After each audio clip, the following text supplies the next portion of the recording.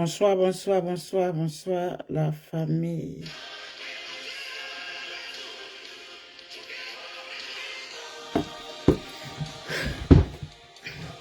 Bonsoir, bonsoir, la famille. Désolé.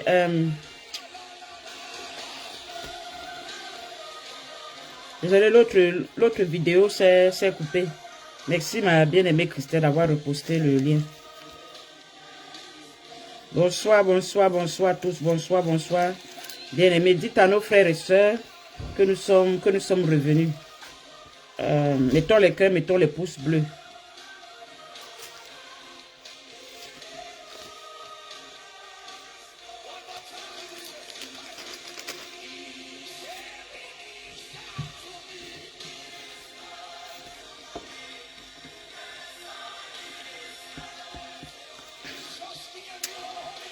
Bonsoir la famille, bonsoir, bonsoir.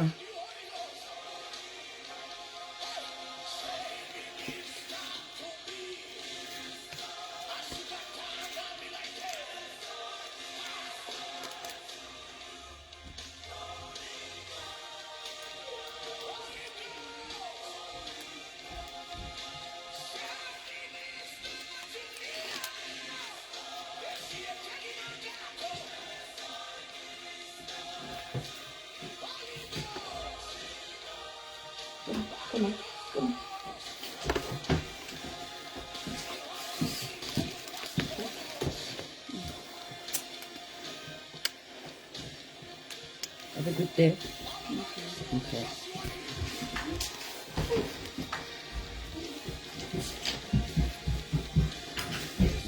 Bonsoir, bonsoir. Hein. Je fais le direct dans la maison principale. Vous voyez donc la maison principale, c'est ça. L'enfant vient te guetter. Je ne fais pas dans notre sanctuaire où j'ai l'habitude de faire. Généralement, le sanctuaire, tu n'as pas les interventions et les interruptions. Bonsoir, bonsoir, bonsoir la famille. Connectons-nous massivement. Mettons les cœurs, mettons les pouces bleus.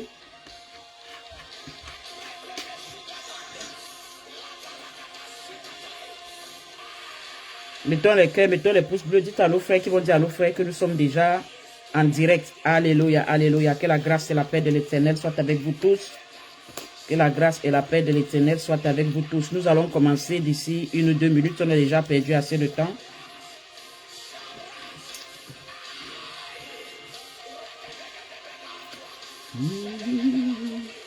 Shalom, shalom, shalom, shalom, shalom. Merci, merci ma bien-aimée Galial. Minister to me as I minister to you.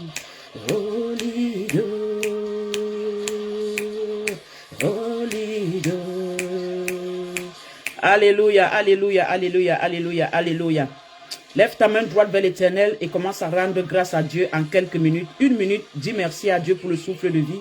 Dis merci à Dieu pour quelque chose qu'il a fait de bien dans ta vie depuis cette année. Dis merci à Dieu pour les choses qu'il va faire. Dis merci à Dieu pour le souffle de vie.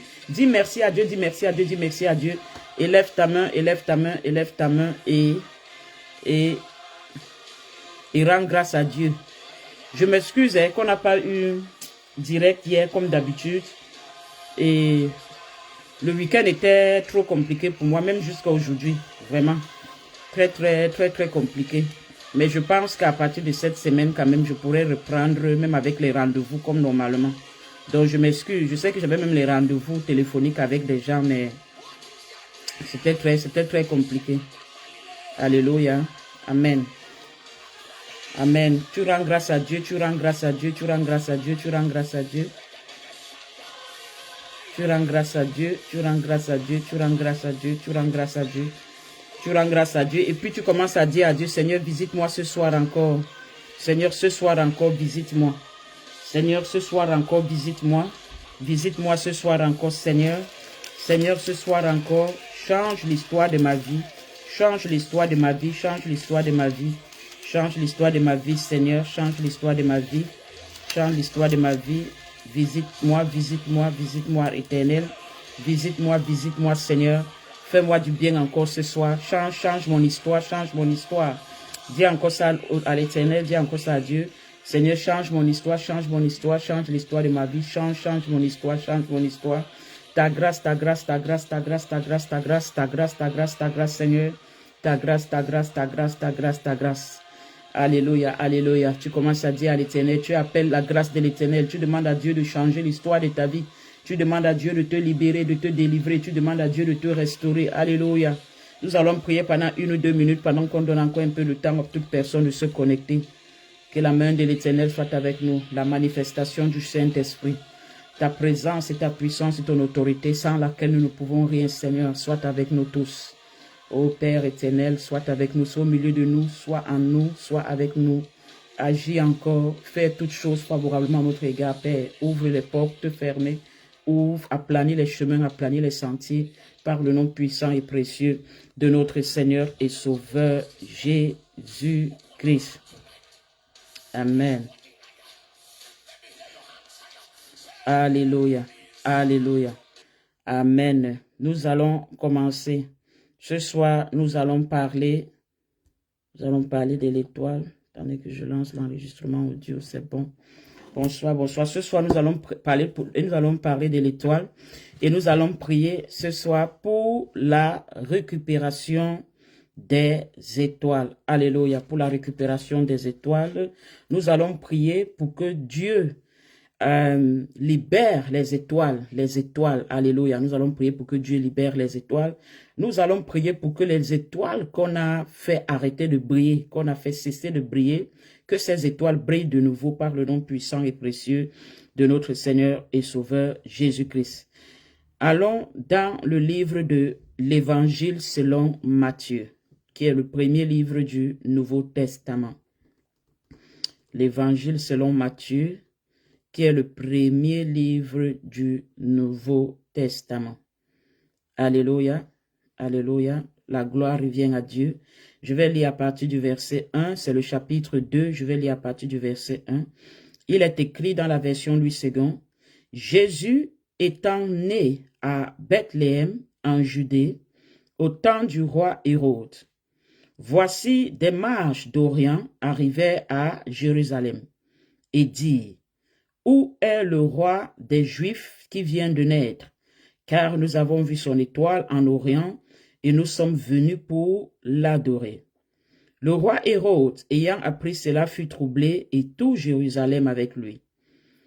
Il assembla tous les principaux sacrificateurs et les scribes du peuple et il s'informa auprès d'eux où devait naître le Christ. Il lui dit, à Bethléem, en Judée, car voici ce qui a été écrit par les prophètes.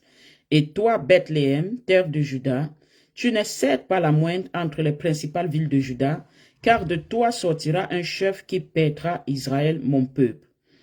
Alors Hérode fit appeler en secret les mages, il s'enquit soigneusement auprès d'eux, depuis combien de toi l'étoile brillait. Puis il les envoya à Bethléem en disant, allez et prenez des informations exactes sur le petit enfant. Quand vous l'aurez trouvé, faites-le-moi savoir, afin que j'aille aussi moi-même l'adorer. Après avoir entendu le roi, il partit, et voici l'étoile qu'ils avaient vue en Orient, marchait devant eux jusqu'à ce qu'étant arrivé au-dessus du lieu où était le petit enfant. Elle s'arrêta. Quand ils aperçurent l'étoile, ils furent saisis d'une très grande joie. Ils entrèrent dans la maison, virent le petit enfant avec Marie sa mère, se prosternèrent et l'adorèrent. Ils ouvrirent ensuite leur trésor et lui offrirent en présent de l'or, de l'encens et de la myrrhe. Amen. Maintenant, nous allons aller dans le livre de Genèse. Nous allons aller dans le livre de Genèse. Genèse chapitre 37. Genèse chapitre 37, à partir du verset 1. Je lis. Jacob demeura dans le pays de Canaan, où avait séjourné son père. Voici la postérité de Jacob. Joseph, âgé de 17 ans, faisait paître le troupeau avec ses frères. Cet enfant était auprès des fils de Bilha et des fils de Zilpa, femme de son père. Et Joseph rapportait à leur père leurs mauvais propos. Israël aimait Joseph plus que tous ses autres fils parce qu'il avait eu dans sa vieillesse. et il lui fit une tunique de plusieurs couleurs. Ses frères virent que le père l'aimait plus que tous, et il le prit en haine. Il ne pouvait lui parler avec amitié. Joseph eut un songe, et il le raconta à ses frères qui le haïssent encore davantage. Il leur dit, « Écoutez donc ce songe que j'ai eu. Nous étions alliés des gerbes au milieu des champs, et voici, ma gerbe se leva et se tint debout, et vos gerbes l'entourèrent, se prosternèrent devant elle. Ses frères lui dirent, « Est-ce que tu régneras sur nous? Est-ce que tu nous gouverneras? » Et il le haït encore davantage à cause de ses songes et à cause de ses paroles. Il eut encore un autre songe et il le raconta à ses frères. Il dit, « J'ai eu encore un songe et voici le soleil, la lune et 11 étoiles se prosternaient devant moi. » Il le raconta à son père et à ses frères. Son père le réprimanda et lui dit, « Que signifie ce songe que tu as eu? Faut-il que nous venions, moi, ta mère et tes frères, nous prosterner à terre devant toi? » Ses frères eurent de l'envie contre lui, mais son père garda le souvenir de ces choses. Amen. Alléluia. Alléluia. Voici l'histoire, voici deux histoires. La première histoire, c'est l'histoire de la naissance de notre Seigneur et de notre Sauveur. À sa naissance, on dit qu'il y a eu des mages venus d'Orient. J'ai déjà expliqué que mage signifie magicien. C'était des magiciens, si vous voulez, peut-être des astrologues, d'autres personnes diront, des gens qui étudient les astres, ou les médiums, comme d'autres personnes peuvent dire, les gens qui ont la capacité de lire l'avenir des autres, rien qu'en étudiant les astres. Et c'est bien sûr les gens qui sont portés beaucoup sur les choses comme l'horoscope, le signe du zodiaque et tout ce genre de choses. Et à travers cela, peuvent, oui, jusqu'au verset 11, merci ma bien-aimée Yvette, et à travers cela peuvent pratiquement prédire l'avenir aussi à quelqu'un, ou connaître quel genre d'avenir la personne aura. Et qu'est-ce qui a indiqué les mages? Que ça veut dire que pour que les mages s'intéressent à l'étoile de Jésus, ça veut dire qu'ils avaient fait une étude sur la naissance de ce Jésus et ils avaient été intrigués par la venue de cet être merveilleux, cet être suprême. Sûrement, ils étaient intrigués par l'histoire de ce Dieu qui viendra sous forme humaine et qui sera, comme on a toujours appelé le Seigneur, 100% homme, 100% Dieu. Ils étaient sûrement intrigués et ils avaient sûrement dit, on ne mourra pas sans le voir, sans l'avoir rencontré, sans être venu l'adorer. Et c'est parce qu'ils étudiaient la venue ou la naissance de Jésus, c'est parce que ça les intéressait, c'est parce qu'ils étaient portés dessus qu'ils ont été au courant, je peux dire pratiquement les premiers, que Jésus même était né. Ça veut dire que c'est des étrangers venus d'ailleurs, qui sont venus annoncer même aux propres Juifs que leur sauveur les est né. Donc même les Juifs, avec leurs sacrificateurs qu'ils avaient à l'époque, avec leurs scribes, leurs pharisiens qui étaient comme les hommes de Dieu qu'ils avaient à l'époque, n'ont même pas pu eux-mêmes n'ont pas été assez spirituellement matures et avertis que le Messie était déjà là. C'est des étrangers qui viennent porter cela à leur connaissance. Qu'est-ce que ça veut dire? Ça veut dire que la spiritualité est pour tout le monde. Amen. Est-ce que quelqu'un est avec moi? La spiritualité est pour tout le monde. La spiritualité est pour tout le monde. Le problème, c'est que j'ai toujours dit, les enfants de Dieu, les chrétiens ne sont pas assez spirituels. Et c'est pourquoi le monde des ténèbres a toujours une longueur d'avance sur nous. Les magiciens, les gens venus d'Orient, qui n'étaient pas chrétiens, qui n'étaient pas croyants. Quand il dit croyants, ça veut dire ils ne croyaient pas au Dieu d'Abraham, Dieu d'Isaac, Dieu de Jacob. C'est eux qui ont su avant tout le monde que le sauveur des chrétiens, des croyants, des religieux était déjà né. Ils ont su plus que tout le monde. Ils ont une longueur d'avance. Et c'est ainsi que le monde des ténèbres a toujours une longueur d'avance. Ça veut dire que toi-même, tu peux rester là, tu ne connais pas ta vie, tu ne connais pas ta destinée, tu ne connais même pas ce qui t'attend demain. Mais le monde des ténèbres, lui, il est déjà au courant. Lui, il sait, il connaît ta destinée. Il connaît quel genre de vie le Seigneur a préparé pour toi. Il connaît quel genre de personne tu es. C'est des choses qu'ils connaissent. Et c'est pourquoi ils ont tendance à attaquer avant que la destinée ne puisse se manifester. Ça veut dire que s'ils peuvent même faire avorter la femme enceinte avant, ils le feront. Et c'est pourquoi vous voyez que certaines personnes souffrent du phénomène des fausses couches. Il y a des gens qui souffrent du phénomène de fausse couche. Il y a des femmes que tu prends la grossesse, ça arrive à un certain temps, ça sort. Tu prends la grossesse, ça arrive à un certain temps, ça sort. Parce que si ta matrice, si la sorcellerie, le monde de la sorcellerie, le monde des ténèbres, a vu que ta matrice est une matrice dangereuse. Quand je dis une matrice dangereuse, ça veut dire que c'est une matrice qui est faite pour porter les grandes, les personnalités, les rois, les reines. Bien sûr que ta matrice sera attaquée. On ne va pas laisser à ta matrice de voir le jour. On ne te laissera pas porter un enfant parce que ta matrice est dangereuse. Donc Dieu t'a tellement béni que Dieu a fait de toi porteuse de grandes personnalités. Alléluia. Et c'est la vérité. Tout le monde n'a pas la même matrice. Quand je parle de la matrice, je parle de la matrice reproductrice de la femme.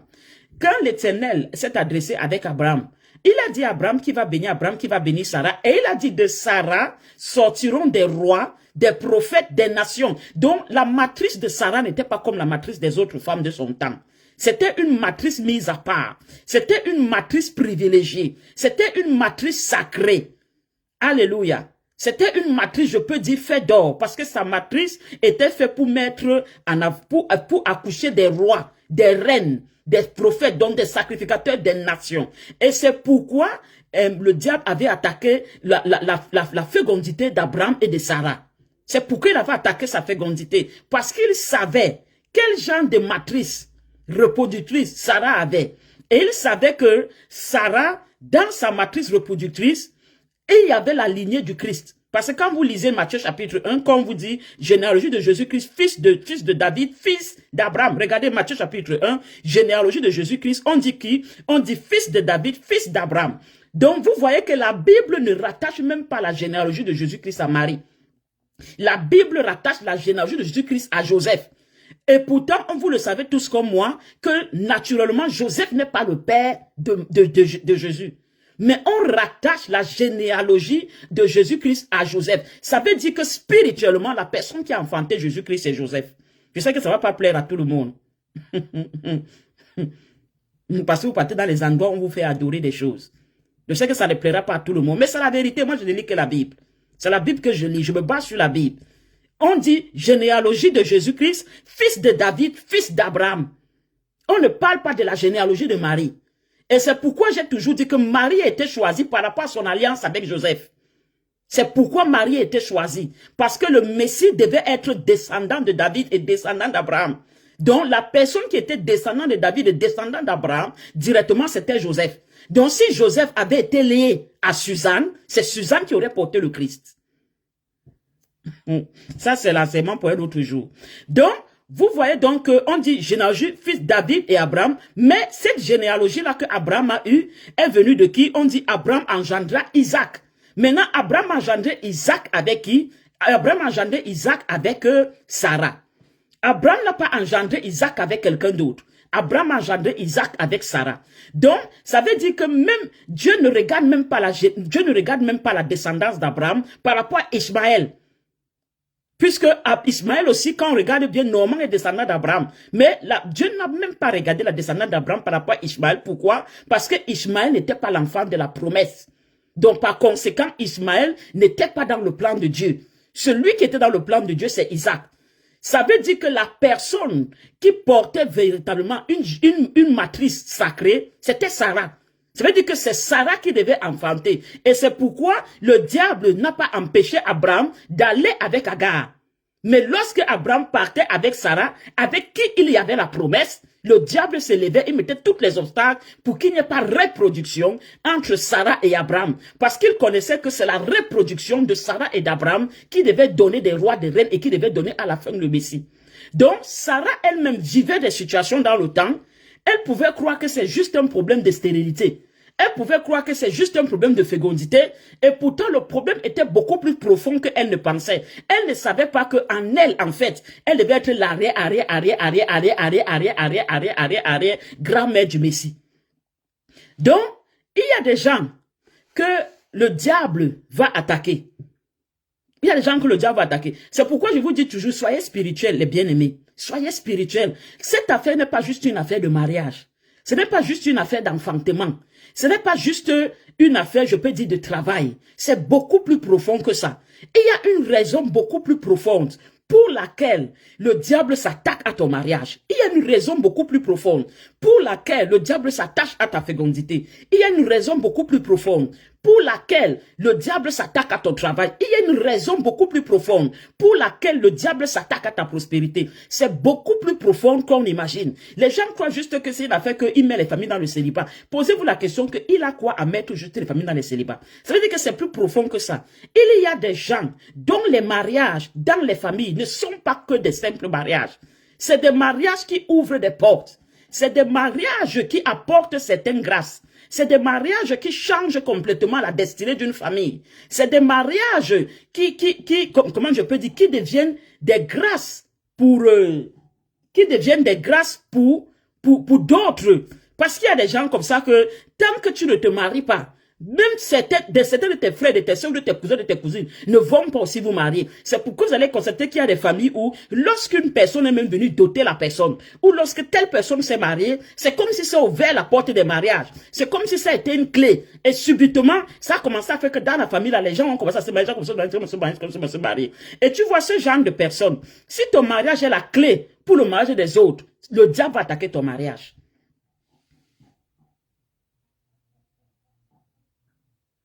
Le diable va attaquer ton mariage.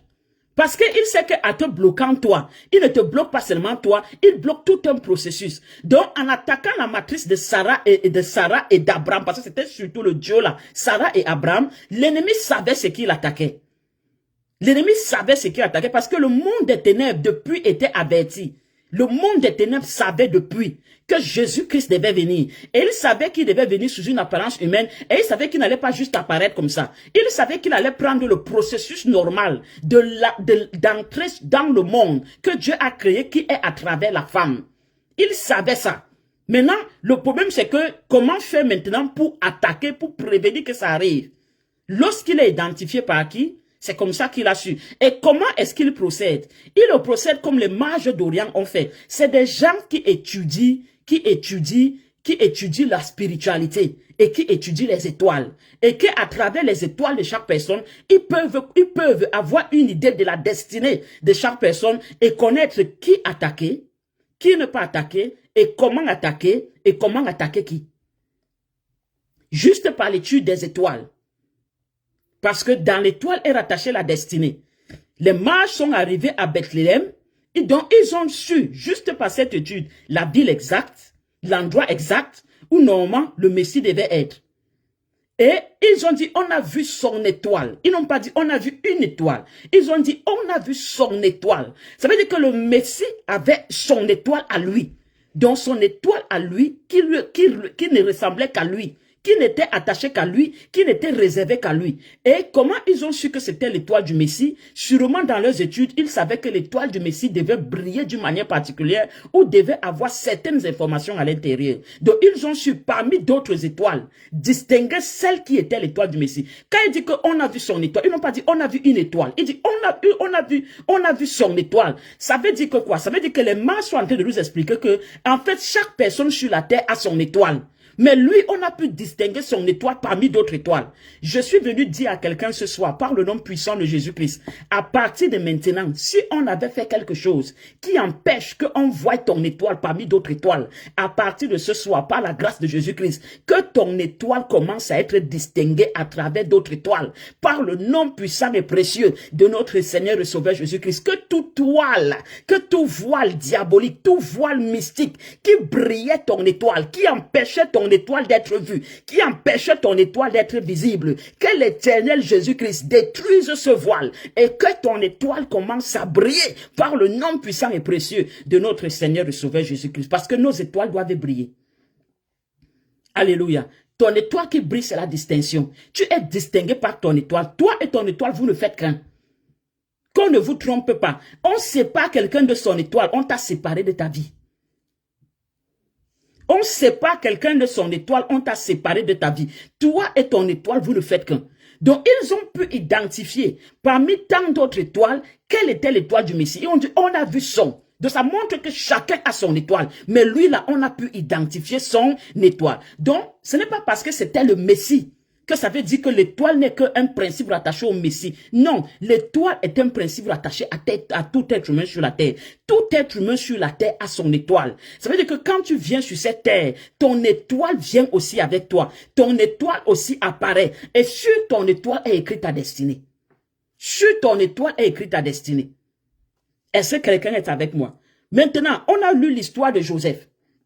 On a lu l'histoire de Joseph. Joseph le faisait de songe comme l'appelaient ses frères. Joseph qui est un songe, il voit d'abord la verge, et puis maintenant les gerbes de fleurs, et puis maintenant Joseph voit maintenant la lune, le soleil et 11 étoiles. Les 11 étoiles là, c'était quoi? Ça représentait les frères de Joseph. Et Joseph voit qu'il y a 11 étoiles qui se prosternent devant lui. Donc, et Genèse, c'est avant la naissance du Christ. Donc, avant la naissance du Christ, il y avait déjà les gens qui avaient déjà la compréhension de ce que c'est que l'étoile, qui savaient déjà qu'on est représenté par ce qu'on appelle les étoiles. Donc, j'ai lu le texte de Joseph pour vous montrer que ça n'a pas commencé avec Jésus. Cette affaire d'étoile-ci n'a pas commencé avec Jésus. Puisque quand Joseph a raconté son songe avec les étoiles, son père a directement compris que les étoiles signifient l'enfant. Parce que le père a compris que chaque personne a son étoile. Et le fait que Joseph disait que l'étoile de ses frères se prosternait devant son étoile, ça montrait justement sa destinée supérieure par rapport à ses frères. Ça veut dire que Joseph avait une étoile de grandeur, une étoile de royauté, une étoile de principauté, une étoile de gouvernance que ses frères n'avaient pas. Donc spirituellement, l'étoile de Joseph brillait plus que celle de ses frères. Et dès déjà là, ça a suscité la jalousie. Donc, lorsque maintenant Joseph fait ce genre de songe, malheureusement, ça informe aussi l'ennemi de quel type de destinée a Joseph. Les frères de Joseph, on va dire que oui, c'est les frères de Joseph par jalousie. Mais laissez-moi vous dire que c'est Satan, en fait, qui a commencé à s'attaquer à la destinée de Joseph. Et il s'est servi de l'animosité qu'il y avait déjà entre Joseph et ses frères pour détruire la destinée de Joseph, parce que à travers l'étoile de Joseph, la manière dont l'étoile de Joseph brillait, il a compris que celui-ci n'est pas comme ses frères, celui-ci n'est pas comme les autres. Et si je n'arrête pas celui-ci, il y a beaucoup de choses qui vont se passer à travers lui. Rien que par lui, des milliers peuvent être sauvés, des dizaines de milliers peuvent être sauvés. Donc, vous comprenez que l'ennemi n'attend pas que tu commences à manifester certaines choses pour commencer à t'attaquer. Il te prend déjà même avant ton envol. Il te prend déjà avant ton envol. Amen. Qu'est-ce que ça nous fait comprendre aussi? Et il faut avoir l'humilité de le dire. Ça nous fait comprendre que je parle aux parents, je parle même aux frères, je parle aux sœurs, aux cousins, aux cousines, aux oncles, aux tantes. Parce que c'est parfois là où la sorcellerie vient. Vous savez, c'est Dieu qui choisit. C'est Dieu qui fait grâce. La vérité, c'est que tu peux avoir 2 enfants, leurs étoiles ne brillent pas de la même façon. La vérité, c'est que tu peux avoir 3 enfants, les étoiles ne brillent pas de la même façon. La vérité, c'est que l'étoile de tes frères ne peut pas forcément briller comme ton étoile. Ou ton étoile ne brille pas forcément comme l'étoile de tes frères. Faut pas toujours croire que parce qu'on est né d'une même mère, parce qu'on est sorti d'un même père, parce qu'on est d'une même famille, que ça veut dire que forcément nos vies seront pareilles.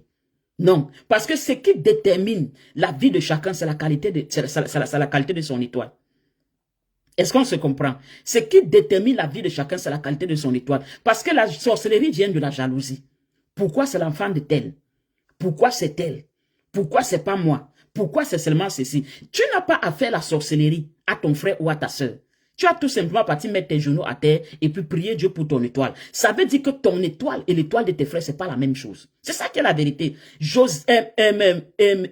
Ésaü et Jacob étaient des jumeaux. Mais leur étoile ne brillait pas de la même manière. Et Ésaü n'a pas compris ça. Au moment donné, il a commencé à prendre à partie son frère. Mais la vérité, c'était ça. C'est pas parce que vous êtes jumeaux que forcément vos étoiles vont briller de la même manière. L'étoile de Jacob brillait plus que l'étoile d'Ésaü. Mais Ésaü même aussi a été une nation. La nation d'Édom, c'est Ésaü. Ésaü même est devenu une nation. Ésaü même avait des biens. Ésaü même avait des richesses. Mais malgré cela, ce n'était pas Jacob. Donc, ce n'est pas parce que peut-être l'étoile de ton frère brille plus que toi, ça veut dire que toi, Dieu ne t'a pas donné quelque chose de bien. Non. C'est juste que l'étoile de ton frère brille juste plus que ton étoile. Pourquoi? Ce n'est pas question que Dieu n'est pas juste. Non, c'est que l'étoile de chacun brille selon la destinée de chacun. L'étoile de Jésus-Christ ne pouvait que se démarquer parmi tant d'autres étoiles. Ce n'était pas petit enfant qui était né. C'est le sauveur de l'humanité qui était né. Donc vous ne pouviez pas demander à son étoile de briller ou de fonctionner comme les autres étoiles. Ce n'est pas normal. Donc, l'étoile brille, pas par rapport à ce que Dieu t'a plus aimé ou Dieu t'a moins aimé, mais l'étoile brille par rapport à ce que Dieu veut faire avec toi. Donc, par rapport à ce que Dieu voulait faire avec Jésus-Christ, par rapport à ce que Dieu voulait faire avec Joseph, leur étoile ne pouvait pas briller de la même façon, de la même manière. Donc, l'étoile de Jésus ne pouvait pas briller comme celle de ses frères. L'étoile de Jésus ne pouvait pas briller comme les étoiles de l'humanité, parce qu'en étant sauveur de l'humanité, sa destinée était beaucoup plus grande que n'importe quelle destinée de tout être humain sur la terre. Je crois que la destinée de quelqu'un d'autre qui était aussi grande, c'est Jean le Baptiste. Parce que la Bible dit de tout homme qui est né d'une femme, il n'y a pas plus grand homme que Jean. Alléluia. Donc ça veut dire que même la destinée de Jean le Baptiste ne brillait pas comme celle de tout le monde. Son étoile ne brillait pas comme celle de tout le monde. Mais qu'est-ce que je vais vous dire? Je vais vous dire ici, la famille, que notre vie, c'est un principe d'étoile. J'ai mon étoile. Tu as ton étoile. Tel autre a son étoile. Maintenant, pourquoi nous vivons certaines choses? C'est parce que notre étoile a brillé d'une façon qui n'a pas plu aux Hérodes. C'est que nos étoiles ont brillé d'une façon comme ça n'a pas plu aux frères de Joseph. Et c'est pourquoi on est en train de vivre certains problèmes, où on a vécu certains problèmes, où on connaît certaines batailles, où on vit certaines batailles. Tout simplement parce que la manière de briller notre étoile ne plaît pas à quelqu'un. Mais je suis venu dire à quelqu'un ce soir, peu importe comment ça leur plaît ou ça leur plaît pas, le reste on s'en fout. L'Éternel a dit, la Bible dit, si Dieu est pour moi, qui sera contre moi? Répète ça encore avec moi. Si Dieu est pour moi, qui sera contre moi? Répète encore. Si Dieu est pour moi, qui sera contre moi? Le reste on s'en fout. Cette étoile, c'est Dieu qui t'a donné cette étoile. Cette destinée, c'est Dieu qui t'a donné cette destinée. Et je suis en train de déclarer encore et décréter sur la vie de quelqu'un que ton étoile brille, que ton étoile soit libérée, que ton étoile soit restaurée, que ton étoile soit restituée au nom puissant et précieux de notre Seigneur et Sauveur Jésus-Christ. Quelqu'un me donne un bon amen. Si Dieu est pour nous, qui sera contre nous? Si Dieu est pour nous, qui sera contre nous? Quand tu as l'Éternel avec toi, la mission que l'Éternel a d'abord, c'est de restaurer et de rebâtir les ruines de ta vie. C'est de restaurer et de rebâtir ce que l'ennemi a détruit. Et ça commence d'abord par la restitution de ton étoile. Ton étoile doit être à l'endroit où tu te trouves. Parce qu'il doit avoir alignement. Quelqu'un dit alignement. Il doit avoir alignement entre toi et ton étoile. Amen. Est-ce que quelqu'un est avec moi? La Bible dit, lorsque les mages sont sortis du palais royal de Hérode, parce que les mages, eux, c'est normal, ils sont allés à roi parce que c'est un roi. Ils croyaient le trouver au palais. Ils étaient étonnés qu'ils ont trouvé quelqu'un d'autre. Et ça continue dans la suite de notre enseignement sur l'usurpation d'identité. L'usurpation de trône, l'usurpation de royauté. Les mages sont arrivés au palais parce qu'ils s'entendaient trouver le petit enfant qui venait de naître. Ils ont trouvé un usurpateur qui est Hérode. Et c'est la même chose, comme je disais, parce que ton étoile a été trafiquée, parce que ton étoile a été attaquée. Il y a des gens qui se retrouvent à des places que toi tu devais occuper, qui se retrouvent à des endroits que toi tu devais occuper, qui se retrouvent à des niveaux que toi tu devais être, tout simplement parce qu'il y a eu trafic d'étoiles. Tout simplement parce qu'on a attaqué son étoile. Que ce mois de mars, que l'Éternel restitue et restaure nos étoiles au nom puissant et précieux de notre Seigneur et Sauveur Jésus-Christ. C'est le 3e mois. C'est le mois du chiffre 3. C'est le mois de la résurrection. C'est le mois de la Sainte Trinité. Que ça ressuscite. Que les étoiles ressuscitent. Que les destinées ressuscitent. Que nos étoiles ressuscitent au nom puissant et précieux de notre Seigneur et Sauveur Jésus-Christ. Que l'étoile que Dieu t'a donné soit ton étoile, que la destinée que Dieu t'a donnée soit ta destinée au nom puissant de Jésus-Christ. Est-ce que quelqu'un est avec moi? Est-ce que quelqu'un est avec moi? Donc, bien-aimé, si tu veux comprendre tes problèmes, sache que c'est tout simplement parce que ton étoile brille d'une façon que ça ne plaît pas. Si tu veux, va donc prier Dieu pour que ton étoile ne brille pas. Dis-moi, quelle est la grandeur de tes combats? Je te dirai quelle est la grandeur de ta destinée. Are you with me? Joseph a vécu ce que ses frères n'ont pas vécu, parce que sa destinée était grande. Joseph a vécu les combats que ses frères n'ont pas vécu, parce que sa destinée était grande. Joseph a vécu les attaques que ses frères n'ont pas vécues, parce que sa destinée était grande. Aucun de ses frères n'a été vendu comme esclave. Aucun de ses frères n'a été traité, n'a été serviteur dans la maison de Potiphar. Parce que sa destinée était grande. Donc je suis sûr que quand Joseph était vendu comme esclave, Quand Joseph vivait toutes ces souffrances, toutes ces trahisons, peut-être il se disait, Seigneur, Seigneur, pourquoi m'as-tu abandonné? Peut-être qu'il disait, Seigneur, Seigneur, pourquoi m'as-tu abandonné? Qu'est-ce que j'ai fait? Mais Joseph ne savait pas que ce n'est pas que Dieu qui l'a abandonné, c'est que ta destinée est grande. Plus grande est ta destinée, plus grandes seront tes combats. Donc si tu te poses la question que pourquoi je vis des choses que mes frères ne vivent pas, pourquoi j'ai des attaques que mes frères n'ont pas, pourquoi j'ai des problèmes que mes frères n'ont pas, comprends une seule chose, ta destinée est beaucoup plus grande que la leur. C'est aussi simple que ça. C'est aussi simple que ça. Ta destinée est beaucoup plus grande que la leur. Ta destinée est beaucoup plus grande que la leur. Ta destinée est beaucoup plus grande que la leur. Comme je dis, on peut tous sortir du ventre d'une même mère, mais ce n'est pas dit qu'on aura tous la même destinée. On peut tous être jumeaux, ce n'est pas dit qu'on aura tous la même destinée. On a tellement d'exemples dans la Bible par rapport à ça. Toi, depuis petit, c'est les maladies. Toi, depuis petit, tu as failli faire l'accident.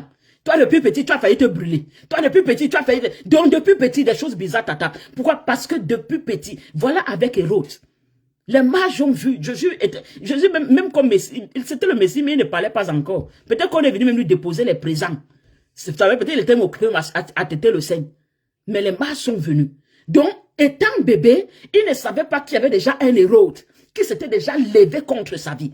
Donc, bien aimé, tu crois que les combats que tu fais face aujourd'hui, ça a commencé aujourd'hui? Ça n'a pas commencé aujourd'hui. Ça a commencé à partir du moment où ton étoile a commencé à exister et où ton étoile a commencé à déranger le monde des ténèbres. Mais je dis à quelqu'un, ça n'a pas que sauf que déranger. Ne demande jamais à Dieu de changer ta destinée à cause d'un sorcier. C'est son problème. Si Dieu a décidé que tu brilles, tu brilleras. Au nom puissant de Jésus-Christ, tout ce que tu as fait, c'est de chercher la face de Dieu. Ne recule pas devant les problèmes parce que tu as peur. Ne dis pas à Dieu, ok, donne-moi petite destinée. Mais tu me donnes petite destinée parce que les combats, si vraiment je suis fatigué des combats, si mais tu me donnes petit, ne change pas. Si Dieu t'a donné cette destinée, c'est parce qu'il sait qu'il t'a équipé. Il t'a donné ce qu'il faut pour manifester cette destinée. Tu n'as pas à trembler devant les combats. Tu n'as pas à trembler devant les adversités. Tu n'as pas à trembler devant les oppositions. Tout ce que tu as fait, c'est de t'attacher à l'Éternel. Selon la parole qui dit, si Dieu est pour toi, qui sera contre toi? Laisse-moi te dire que si Dieu est pour toi, 1000 se lèveront à tes côtés, 10 000 à ta droite. Au nom de l'Éternel, tu ne seras pas atteint. C'est tout et c'est ça qui est la vérité.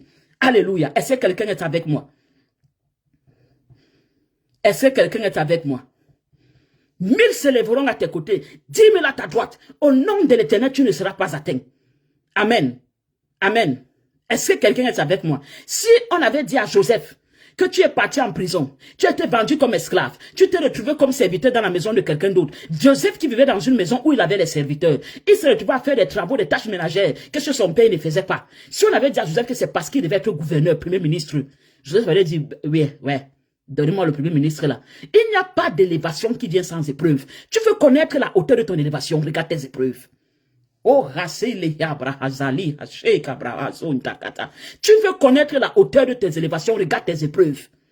Plus le Seigneur t'a élevé, plus tu seras éprouvé. C'est la vérité. Plus le Seigneur t'élève, plus tu seras éprouvé. Ah oui, qui est passé sur la croix, qui a été battu de verge comme Jésus, qui a été insulté comme lui, qui a été méprisé comme lui, qui a été fouetté comme lui. Pourquoi? Parce que sa destinée était grande. Il portait sur lui le fardeau de l'humanité. Il portait sur lui la suivi de l'humanité. Il portait sur lui le salut de l'humanité. Alors ses épreuves aussi étaient grandes. Tellement grandes que lorsqu'il priait, le sang, on dit que sa sueur s'était transformée en sang. Qui de nous, la sueur s'était transformée en sang? Donc, tant que ce n'est pas encore transformé en sang, ça veut dire qu'ils n'ont pas encore commencé à t'atteindre. Non, ça veut dire qu'ils n'ont pas encore commencé à t'atteindre et ils ne t'atteindront pas. Tant que tu ne suis pas le sang, ça veut dire qu'ils ne t'ont pas encore mis à terre. Même quand ils croient qu'ils t'ont mis à terre, je te dis qu'ils ne t'ont pas mis à terre. Si tu fais de l'Éternel ta force, si tu fais de l'Éternel ton rocher, si tu fais de l'Éternel ton appui, je te dis qu'ils ne te mettront pas à terre. Tu auras peut-être des temps où tu auras l'impression que ça ne va pas, ça ne donne pas. Mais si tu t'appuies sur l'Éternel, il est celui qui renouvelle les forces de ses hommes. Il est celui qui renouvelle les forces de ses enfants. Dieu va renouveler ses forces. Je suis venu te dire, rassure-toi, il n'y a pas un sorcier dehors qui est plus sorcier que toi, entre guillemets. C'est pour dire que quoi? Qui est plus fort que toi? Parce qu'on n'est pas des sorciers ici. Qui est plus fort que toi? Le seul problème, c'est que toi-même, tu ne connais pas qui tu es. From the throne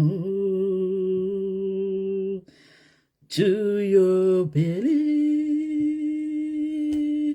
living water flow. from you to me. Alléluia. Alléluia. Est-ce que quelqu'un est avec moi? Donc tu vas rester là, tu vas te dire, pourquoi tel se marie facilement? Pourquoi pas moi? Pourquoi tel en couche facilement? Pourquoi pas moi? Pourquoi tel trouve le travail facilement? Pourquoi pas moi? Pourquoi tel entreprend facilement? Pourquoi pas moi? Pourquoi les gens voient facilement? Pourquoi pas moi? Parce que ta part de mariage n'est pas n'importe quel mariage. Parce que ta part d'enfantement n'est pas n'importe quel enfantement. Parce que ta part de prospérité n'est pas n'importe quelle prospérité. Parce que ta part de voyage n'est pas n'importe quel voyage. Il y a les gens qui ne sont une bénédiction que pour eux-mêmes. Est-ce qu'on se comprend? Il y a des gens qui ne sont une bénédiction que pour eux-mêmes. Mais il y a des gens qui sont une bénédiction pour tous. C'est pas si on se comprend. Il y a des gens qui ne sont une bénédiction que pour eux-mêmes. Il y a des gens qui sont une bénédiction pour tous. Le Messie n'était juste pas une bénédiction pour Joseph et Marie. Jusqu'à aujourd'hui, le Messie est une bénédiction pour nous. Donc, quelqu'un ne va pas dire que Marie a accouché Jésus pour elle. Non, parce que ce n'est pas que elle qui a bénéficié. Nous tous, on a bénéficié de la naissance de Jésus. Tout comme la mère Élisabeth, qui était la mère de Jean le Baptiste. Le Jean le Baptiste était une bénédiction pour tous, parce que c'est lui qui a préparé la voie du Seigneur. La Bible dit, c'est lui la voix qui crie dans le désert, préparez le cœur. C'est lui qui préparait la voie du Seigneur. Donc il était une bénédiction pour tous. Il fallait d'abord que Jean-Baptiste arrive, même la Bible le dit, pour que le Messie arrive. Donc si Jean-Baptiste n'arrivait pas, le Messie n'allait pas arriver. Et qu'est-ce qui s'est passé aussi? Élisabeth a connu des problèmes de stérilité.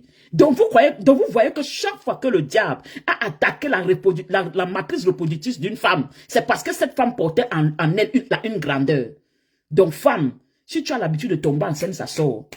Dis-toi qu'il y a les grands dedans. Commence à te lever dans la prière et tu dis à Dieu que à partir de maintenant, que l'ennemi ne tue plus tes rois et tes reines qui sont dans ton ventre. Et tu verras que les fausses couches là vont s'arrêter. Par la puissante main de Jésus-Christ, je décrète et déclare ça sur ta vie. Bien aimé, il y a les mariages qui ne bénissent que la personne qui s'est mariée. Il y a les mariages qui bénissent toute une famille. Are you with me? Il y a les mariages qui ne bénissent que, donc qui ne sont un témoignage que pour la personne qui s'est mariée. Personne ne profite derrière. Vous croyez que la famille de la première dame, leur vie n'a pas changé quand elle s'est mariée avec le premier homme? Vous croyez que la famille de la première dame, leur vie n'a pas changé quand elle s'est mariée avec le premier homme? Vous croyez qu'ils étaient encore comme avant?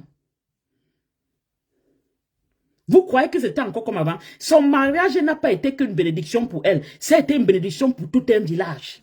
Il y a les gens que ton mariage est une bénédiction pour tout un village. Parce que la qualité d'homme que Dieu te fait épouser, c'est la qualité que tu changes la vie de tes parents, de tes frères, de tes soeurs, de tes cousins, de tes cousines. Je dis que de ton village, tu commences à investir dans ton village. Tu commences à faire des choses que tout un village, toute une population profite. Juste parce que Dieu t'a fait épouser quelqu'un de bien. Juste parce que Dieu t'a fait épouser quelqu'un de grand. Et tu crois que toi, le genre là, le diable va t'accompagner à la mairie? Il ne va pas t'accompagner à la mairie. Ma soeur, je suis désolé. Le diable est contre l'évolution. Tout ce qui est progrès, le diable est contre progrès. Tout genre de personne qui est une bénédiction pour sa famille, le diable est contre toi. Il y a des enfants qui sont enfants, mais il y a enfants qui sont Joseph. Est-ce que quelqu'un a compris ce qu'il vient de dire? Il y a des enfants qui sont enfants, mais il y a enfants qui sont Joseph. Yeah? Il y a enfants qui sont Joseph. Est-ce qu'on se comprend? Il y a des enfants qui sont enfants, mais il y a enfants qui sont Joseph. Écoute ceci. Revenons sur Genèse 37. Écoute.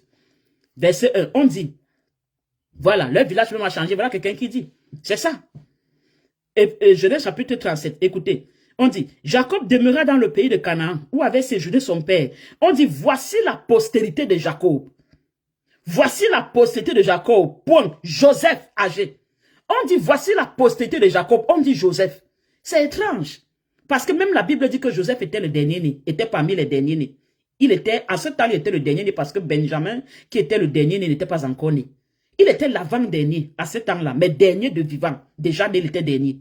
Comment on peut dire, voici la postérité d'un homme et on ne cite qu'un seul enfant? Quand il avait plusieurs, puisqu'il avait les aînés, il avait les frères. Mais on dit, voici la postérité de Jacob. On dit Joseph. Normalement, quand on dit voici la postérité, on devait dire Joseph et puis tel, et puis tel, et puis tel. On devait faire la liste de ses enfants. On ne cite que Joseph. C'est pourquoi, c'est pour dire que tous les enfants ne sont pas. Il y a des enfants qui sont enfants, mais il y a des enfants qui sont une postérité. Il y a des enfants qui sont enfants, mais il y a des enfants qui sont une postérité. Vous savez ce que c'est qu'un enfant qui a une postérité? C'est un enfant qui perpétue l'existence d'une famille et qui change le statut. Donc, c'est le genre d'enfant révolutionnaire. Donc, il est une bénédiction pour la maison de son père et de sa mère. Ce genre d'enfant, laisse-moi te dire, j'ai bonne nouvelle pour toi. Oui, la grâce de l'Éternel est fortement sur ta vie. Mais laisse-moi te dire aussi que le monde des ténèbres là ne te laissera pas respirer. Le monde des ténèbres là ne te laissera pas respirer. Ils vont se lever comme une armée de sauterelles, de charançons, de gazelles et de hasiles contre toi, contre ta vie. C'est ça les enfants postérité. Les enfants postérité, c'est ça. C'est les enfants révolutionnaires. Donc, c'est-à-dire qu'ils changent l'histoire. Donc, grâce à eux, ça perpétue l'existence d'une famille. Grâce à eux, grâce à leur existence, ça perpétue l'existence d'une famille. C'est des enfants que, tu vois, Dieu fait de lui un haut fonctionnaire ou un multimilliardaire. Et parce que Dieu l'a hautement béni, il suture ses frères, il suture ses soeurs, il suture ses cousins, il suture ses cousines, il met à l'aise ses oncles, ses tantes. Donc, il fait des choses que, c'est ça les enfants postérité. Donc, c'est des enfants, donc c'est des enfants que Dieu utilise pour changer l'histoire d'une famille. Parce que c'est comme ça que Dieu élève. Et c'est là où les gens, et c'est là où les gens ne comprennent pas la façon de Dieu. Les gens croient que si Dieu dit que Dieu va faire les milliardaires, il va faire tout le monde milliardaire au même moment. Non. Dieu fera un milliardaire qui fera des autres les milliardaires. C'est ça. Et c'est là où les sorciers sont bêtes. Je ne vais pas les appeler bêtes parce qu'ils le font exprès. Et c'est là où les sorciers ne comprennent pas. Les sorciers injurient les gloires. Ils tuent les gloires. Donc, ils tuent les gens que Dieu avait dit de leur existence, que c'est eux qui vont changer l'histoire d'une famille. Et c'est eux qui sacrifient dans la sorcellerie. Le sorcier sacrifie les gens à travers l'étoile. Est-ce que vous comprenez? Il ne sacrifie pas n'importe qui. Vous allez voir un sorcier il va laisser quelqu'un. Il va partir tuer une personne que vous allez vous poser la question qu'il tue cela pourquoi. Il connaît ce qu'il tue. Il ne tue pas juste une personne, il tue des destinées. Est-ce que vous comprenez? C'est des destinées qu'il tue. C'est des gloires que Dieu a posées dans des familles. Des lampes de l'Éternel qu'ils cherchent à éteindre. Mais que quelqu'un dise avec moi, personne ne tuera ma destinée. Personne n'arrêtera ma gloire. Personne n'éteindra ma lampe. Au nom de Jésus-Christ, reçois cela. Reçois cela. Reçois cela. Au nom de Jésus-Christ, va le dire encore. Personne ne tuera ma destinée. Personne n'éteindra ma lampe. Personne n'arrêtera ma gloire. Au nom puissant et précieux de notre Seigneur de Jésus-Christ. Que quelqu'un dit, je ne mourrai pas, je vivrai et je manifesterai et accomplirai tous les desseins de l'Éternel dans ma vie au nom puissant de Jésus-Christ et pour ma génération. Et pour ma génération. Et pour ma génération. Regardez par exemple même dans l'affaire de Dieu, les bien-aimés. Je vais éviter de citer certains noms pour qu'on ne croie pas que je ne sais pas. Peut-être que c'est des atalakou ou bien je ne sais pas. Peut-être je n'ai pas entré dans la controverse. Mais regardez même entre nous, même les hommes de Dieu. Il y a des hommes de Dieu que de par leur existence, regardez les milliers et les dizaines de milliers d'âmes qui sont sauvées. De personnes qui sont libérées des malédictions, du pouvoir de la sorcellerie. Qui sont restaurés. Imaginez, dites-vous donc maintenant que si les ténèbres avaient réussi à tuer cet homme de Dieu ou cette femme de Dieu, où seront ces âmes? Donc il y a des gens que leur existence n'est pas que pour eux, c'est une bénédiction pour la terre. Est-ce que quelqu'un me comprend? C'est une bénédiction pour la terre. Ce n'est pas qu'une... Donc ils ne sont plus que pour leurs parents. Ils ne sont plus que pour leurs parents. Ils deviennent une bénédiction pour tout le monde. Parce que leur existence ne bénéficie plus qu'à leurs parents. Alléluia. Et ce genre de personnes-là, laisse-moi te dire, Satan ne va pas te laisser en paix. Mais tant que celui qui veille et qui te garde, c'est l'Éternel. Le reste, je vous dis, on s'en fout. Ne le craignez pas. Craignez Dieu. Ne le cherchez pas. Cherchez Dieu. Ne lui donnez pas de l'intérêt. Adorez l'Éternel. Alléluia. Est-ce que vous êtes avec moi? Hérode s'est élevé contre Jésus. Il n'a pas réussi à tuer Jésus. Les frères de Joseph se sont élevés contre Joseph. Il n'a pas réussi à tuer Joseph. Alléluia. Est-ce que quelqu'un est avec moi? Parce que quand l'Éternel est avec toi, personne ne va arrêter la destinée que Dieu a mis sur ta vie. L'étoile que Dieu t'a donnée, c'est ton étoile. C'est ton étoile, c'est ta grâce.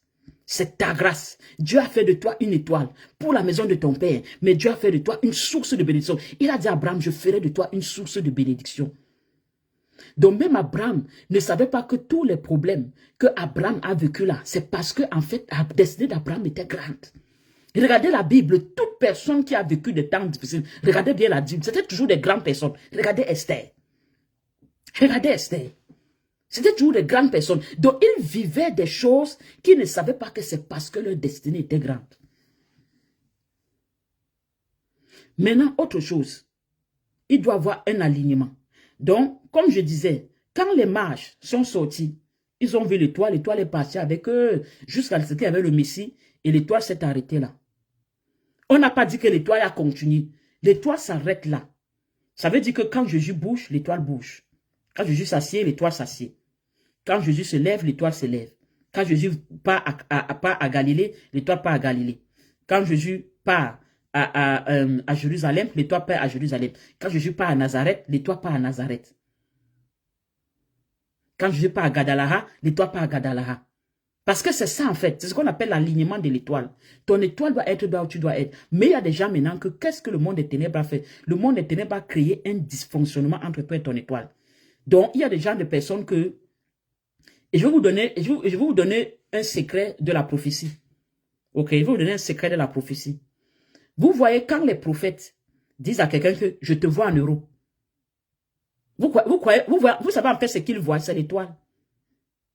Vous avez déjà vu ça? Hein? Qu'un prophète, quelqu'un tu es en Afrique, mais il te dit, pourquoi tu es ici? Pourtant je te vois en euros. Ce n'est pas qu'il te voit toi ici et puis il y a une autre personne. Non, c'est que c'est ton étoile. Donc, ça veut dire qu'il y a dysfonctionnement. Ça veut dire qu'en fait, quand il te voit, il voit que ton étoile est en Europe. Et il ne comprend pas comment il n'y a pas alignement entre toi et ton étoile. Puisque normalement, on doit être là où nos étoiles sont. Ça veut dire que Jésus était chez les bergers là-bas dans la taverne des bergers. Oh, et pourtant, l'étoile était au niveau de où? L'étoile était à quel niveau? Au niveau du palais, n'est pas. Parce que qu'est-ce qu'on dit? Quand les mages sont sortis, ils ont vu l'étoile et c'est l'étoile qui les a amenés là-bas. Ça veut dire que l'étoile était là-bas. Quand Jésus était là-bas, à la taverne des bergers, l'étoile était là. Tu dis que normalement c'est ça, c'est sa place. Donc il y a des gens que toi tu es dans le chômage, pourtant ton étoile est dans le travail. Toi tu es dans le célibat, ton étoile est dans un mariage. Toi, tu es dans la stérilité, ton étoile est dans la fécondité. Toi, tu es dans la pauvreté, ton étoile est dans la prospérité. Est-ce que vous comprenez? Toi, tu es dans la maladie, ton étoile est dans la santé. Il y a dysfonctionnement. Donc, c'est l'un des plus grands problèmes de l'humanité. Dysfonctionnement entre une personne et le Dieu. C'est ça qui est la prophétie. Quand vous voyez qu'on peut dire à quelqu'un que toi, je te vois, comment je te vois dans un mariage. C'est ça, c'est le dysfonctionnement. L'étoile est en mariage, toi, tu n'es pas. Parce qu'on t'a décalé avec ton étoile. Donc, c'est ce que le monde des ténèbres fait. C'est ce qu'on appelle le retard. Quand on dit à quelqu'un que l'esprit de retard, c'est ça l'esprit de retard. L'esprit de retard, c'est quelqu'un que soit son étoile est trop en avance, soit son étoile est trop en retard. Ça veut dire que donc, il n'y a pas alignement. Soit toi, ton étoile est trop derrière, ou soit ton étoile est trop devant. Donc, vous n'êtes pas aligné. Et parce que vous n'êtes pas aligné, vous ne vous agencez pas. L'étoile et nous doit être alignés. Si l'étoile est quelque part, on doit se trouver là. Parce que c'est un alignement. L'étoile n'est pas fait pour nous quitter. Il y a même les gens qu'on a même complètement même retiré leur étoile. Et on les a mis une étoile de malédiction. Donc on a complètement même pris leur étoile, emprisonné leur étoile. Et on les a mis une étoile de malédiction sur la tête. Une étoile de rejet. Une étoile de condamnation. Donc ce n'est que catastrophe qui arrive à cette personne. Je ne sais pas si on se comprend. Donc je suis venu dire à quelqu'un que là où ton étoile est, que tu sois. Et là où tu sois, que ton étoile soit. Parce que c'est ça le plan de Dieu. Le plan parfait de Dieu, c'est ça. Il ne doit pas avoir séparation entre l'étoile et toi. Si l'étoile est dans un mariage et que toi tu es dans le célibat, que tu sortes de ce célibat, tu retrouves ton étoile. Si ton étoile est dans une prospérité et que toi tu es dans la pauvreté, que tu sortes de là et tu retrouves ton étoile. Si ton étoile est dans un pays et que toi tu es dans un autre, que toi tu sortes de là et tu retrouves ton étoile. Si ton étoile est dans une position et que toi tu n'es pas là-bas, que tu sortes de là et que tu retrouves ton étoile, qu'il y ait alignement à partir de ce soir entre nous et nos étoiles. Parce que même les gens qu'on ne voit pas là, c'est parce que vos étoiles ne sont pas là. Ce qui nous fait briller, c'est l'étoile. Ce qui nous distingue, c'est l'étoile. Qui a mené les mages là où Jésus était? Maintenant, je vous pose une question. Si l'étoile de Jésus ne brillait pas, est-ce que les mages allaient retrouver Jésus? Voilà la question que je vous pose. Si l'étoile ne brillait pas, l'étoile de Jésus ne brillait pas, si les mages n'avaient pas la capacité de voir l'étoile de Jésus, est-ce qu'ils allaient savoir où Jésus se trouve? Bon, si les mages ne savaient pas là où Jésus se trouve, est-ce que Jésus allait recevoir de l'or? Est-ce qu'il allait recevoir de l'encens? Est-ce qu'il allait recevoir de l'ami? Petit bébé comme ça, là, lui on avait déjà donné l'or. Toi, même 10 000, on t'a jamais donné. Donc, qu'est-ce que vous devez comprendre? Il y a des grâces et des faveurs qui ne vous localisent pas, parce qu'on ne voit pas vos étoiles. Puisqu'il y a des grâces et des faveurs qui marchent selon l'étoile, le monde spirituel, c'est un monde qui n'est pas comme le nôtre. Ne dis pas, ah, Chabra Kazali, il est quel est là? Je crois que je vais arrêter bientôt, je vais continuer. Parce que j'essaie de vous expliquer les choses simplement pour que vous compreniez. Donc, ne dis pas que parce que tu te vois dans un miroir, ça veut dire qu'on te voit. Ce n'est pas que parce que tu es capable de toi de te voir, quand tu vas te mirer à la glace, tu es capable de te voir, ça veut dire qu'on te voit. C'est pourquoi il y a des gens que vous déposez les dossiers, on ne vous appelle jamais. On ne vous voit pas parce qu'on ne voit pas. En fait, la vie, c'est qu'on ne vous voit pas. On ne voit pas vos étoiles. Vos étoiles, on empêche à vos étoiles de briller. Ce n'est pas le bébé que les mages ont rencontré. C'est l'étoile qu'ils ont rencontré. Et c'est à travers l'étoile qu'ils ont su là où le bébé se trouvait. Il y a les bénédictions qui ne vous localisent pas parce qu'on ne vous voit pas. On ne voit pas votre étoile. Même ton mari ne te localise pas à cause de ça. Toi-même, la personne physique, le mariage a du mal à te localiser. Et pourtant, ce n'est pas que le mariage n'est pas là. Le mariage est là. Mais c'est que ça ne te localise pas. Vous voyez comme ça, tu déposes tes dossiers, on ne t'appelle jamais. Tu déposes tes dossiers, on ne t'appelle jamais. Toi, tu envoies tes choses, on ne voit pas. Quelqu'un d'autre dépose, on appelle. Quelqu'un d'autre fait, on voit. Toi, rien. Tu marches en route, même pas plus. Tu es là dans le célibat, plus. Même tes sipons, on ne te sip pas. Parce qu'il y a les gens que on ne voit pas. On a voilé, on ne voit pas. Donc toi, tu peux te mirer là, tu te vois, tu te dis que mais on ne me voit pas comment. Je suis une belle femme, je suis un bel homme. Pourquoi? On ne te voit pas. On ne te voit pas. Le monde spirituel ne fonctionne pas avec ce qui est physique. C'est un monde invisible. Ça fonctionne avec les choses invisibles. On ne te voit pas. Posez-vous la question. Posez-vous la question que tu as voyagé, tu n'as pas dit aux gens de ton village. Hein. Tu es vidé de dire à certaines personnes que tu as voyagé. Mais tu fais les mauvais rêves. Quelqu'un, physiquement, n'est pas supposé connaître dans quel pays tu es. Physiquement, n'est pas supposé connaître dans quelle ville tu te trouves. Physiquement, n'est pas supposé connaître dans quel quartier tu te trouves et où est même ta maison. Tu peux même voir ce que tes propres parents même ne connaissent pas. Même si tu les as dit au téléphone que je suis à Vancouver, dans tel quartier, ils même ne connaissent pas. Mais tu dors la nuit. Tu vois un sorcier qui atterrit, qui atterrit dans ta chambre quand tu te couches. Qui atterrit là-bas, tu te poses la question. Vous croyez qu'il localise les gens comment? L'étoile. Il suffit juste qu'ils cherchent à savoir où ton étoile se trouve. Ça leur donne une géolocalisation toi-même de là où tu te trouves. Tant qu'on peut voir ton étoile, on pourra te voir. Donc, parfois même les choses, souvent, on fait quoi qu'on se cache. Non, ne dis pas tel où je suis. Que les gens ne savent pas où j'habite. Que les gens... Le monde de la sorcellerie, ça, ils s'en foutent de ça, que tu ne dis pas où tu dis. Est-ce que c'est Marie et Joseph qui ont pris le téléphone appeler les mages que le Messie est né? Ils ont su que le Messie était né. Ça, c'est téléphone sans fil. La sorcellerie, le téléphone sans fil. Ne leur dis pas que tu as voyagé. Avant même que tu n'arrives là-bas, tu vas voir qu'ils t'attendent déjà avec les malheurs dans la ville là. Tu arrives là-bas, les mêmes malheurs que tu vivais dans ton pays d'origine. Tu commences à vivre dans la vie, tu te poses des questions. Donc, avant même que tu n'arrives, ils ont déjà su. Et ils t'attendent déjà là-bas avec les mêmes malheurs. Parce que l'étoile. Que quelqu'un dise, lève sa main et dit, Seigneur, préserve-moi et mon étoile. Que mon étoile soit préservée ce soir. Que le monde des ténèbres n'ait plus accès à mon étoile. Que le monde des ténèbres ne contrôle plus mon étoile. Que le monde des ténèbres ne contrôle plus mon étoile, Seigneur. Que mon étoile soit cachée par le rocher des âges que tu es. Que mon étoile soit préservée par le rocher des âges que tu es. Seigneur, préserve mon étoile. Préserve mon étoile, Seigneur. J'interdis au monde des ténèbres. J'interdis au monde des ténèbres d'avoir contrôle, d'avoir accès à mon étoile. Qu'ils voient seulement mon étoile briller, mais qu'ils ne peuvent pas changer la manière dont mon étoile brille. qu'ils voient seulement mon étoile briller, mais qu'ils ne peuvent pas retarder mon étoile. Qu'ils voient seulement mon étoile briller, mais qu'ils ne peuvent pas créer une déconnexion entre moi et mon étoile.